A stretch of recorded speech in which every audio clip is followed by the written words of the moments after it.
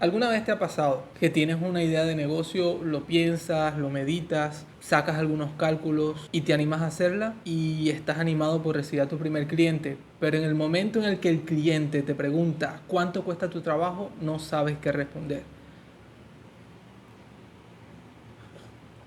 Pues no eres el único.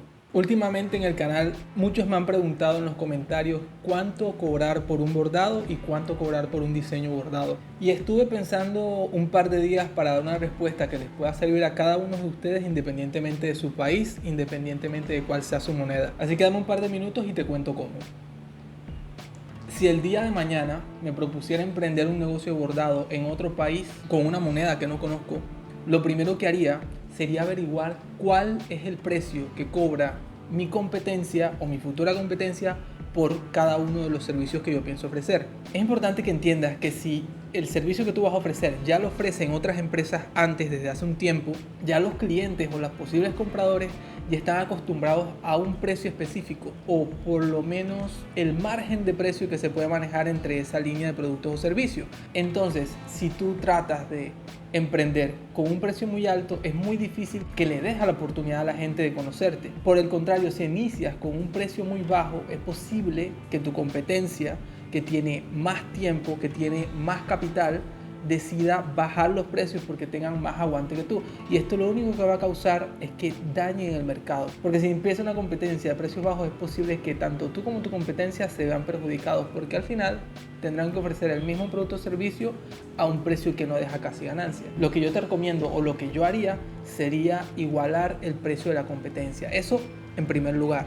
Luego de que iguales el precio de tu competencia, tienes que averiguar si mantener ese precio es rentable para ti y para tu negocio. ¿Cómo lo puedes averiguar? Lo que yo te recomiendo es que ofrezcas tu servicio a todos los clientes que puedas. Trata de hacer la mayor cantidad de ventas posible en un plazo de un mes, puede ser. Tomes nota, ya sea en papel, en una aplicación, en lo que tú quieras, de todos los gastos y todos los ingresos que genere tu negocio.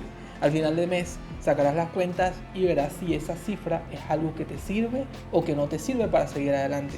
Ten en cuenta que de ahí tendrás que sacar obviamente tus sueldos, si tienes que pagarle a alguien para mantener y reinvertir en el negocio, si no, no va a crecer. En dado caso que esta cifra no te sirva, entonces tendrás que hacer ajustes. Pero ojo, ten cuidado, no puedes aumentar o no deberías aumentar el precio de tus productos y servicios si tu cliente no sienten que aumentó el beneficio que reciben por ello. Te coloco un ejemplo. La semana pasada fui con mi esposa a un centro comercial y comimos en dos franquicias diferentes. Y yo pedí una hamburguesa VIP especial, doble carne, con tocineta, con cebolla caramelizada. La imagen y el marketing era espectacular. Por el otro lado, mi esposa estaba pidiendo unos sencillos camarones dinamita. Cuando nos sentamos a comer, me llevé la sorpresa de que la hamburguesa sabía a nada, sabía a pan mojado, no tenía nada de especial. Por el otro lado, los camarones estaban deliciosos, estaban espectaculares. Debo mencionar que la hamburguesa fue mucho más costosa de que los camarones, entonces me llevé una sensación de que los camarones valían mucho la pena, independientemente de que en un centro comercial, una franquicia, vende la comida relativamente costosa. Y por el otro lado sentí que la hamburguesa era una estafa. No me sentí conforme con ello. Entonces es importante que cuando tú ofrezcas un producto o un servicio, el cliente sienta que vale la pena por lo que está pagando. El cliente sienta que está recibiendo a cambio algo que está al nivel de lo que está pagando o que supera sus expectativas. Trata de recordar la última vez que fuiste a algún restaurante o algún local comercial en donde sentiste que te atendieron de calidad, que recibiste un producto de calidad y que aparte te trataron de buena forma. Es un sitio al que volverías a ir y que incluso recomendarías. Esa es la sensación que necesitas que tu cliente reciba para que esté dispuesto a pagarte más.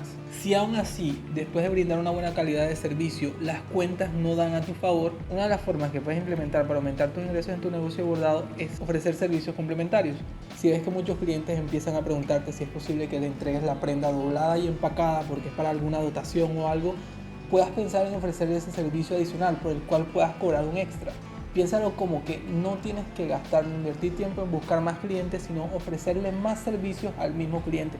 Va a ahorrar mucho tiempo y puede ser una buena forma de aumentar tus ingresos. Otra forma de aumentar tus ingresos puede ser ofreciendo servicios que tu competencia no ofrezca. Por ejemplo, hace unos días subí un video donde mostraba cómo hacía un retrato bordado a partir de una fotografía. Este no es un servicio que muchas partes ofrezcan, de hecho tuve dificultad para encontrarlo en internet y es un servicio muy costoso. Pagan alrededor entre 200 y 300 dólares por un retrato bordado. Entonces, servicios como este puede hacer que te diferencies, puedes llamar mucho la atención y aparte también te ayudaría a facturar un poquito más para tu negocio. Si hacer retratos bordados es algo que te llame la atención, aquí te dejo el video disponible y nos vemos la próxima.